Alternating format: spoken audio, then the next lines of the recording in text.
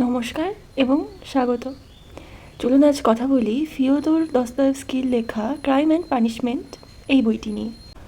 তো আমাদের গল্পের নায়ক হচ্ছে রাসকলনিকভ, মাঝপথে পড়াশুনো ছেড়ে দেওয়া এক হতদরিদ্র যুবক। সে একদিন কী করে? সে একদিন এক লোভী মহাজনকে খুন করে ফেলে এবং তার বোনকেও সাথে খুন করে ফেলে। কিন্তু কেন?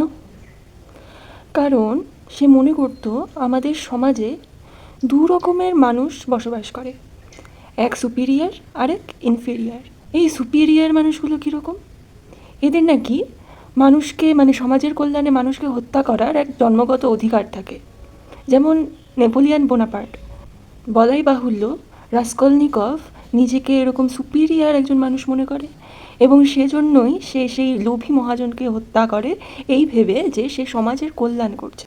কিন্তু এরপর শুরু হয় তার মানসিক টানাপোড়েন।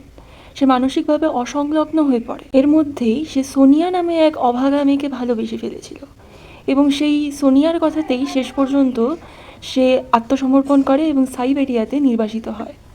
তো গল্পের মূল কথা কী? গল্পের মূল কথা হলো একজন যুবক যে খুন করে এবং তার যৌক্তিকতা খোঁজার চেষ্টা করে, কিন্তু শেষ পর্যন্ত মানসিক প্রদাহ সহ্য করতে পারে না। নৈতিকতা বোধ, অনুশোচনা এসবের জন্য তার মস্তিষ্ক বিকৃতি দেখা দেয়।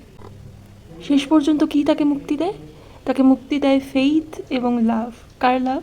সেই যে সেই মেয়েটা সোনিয়া, তার। ধন্যবাদ।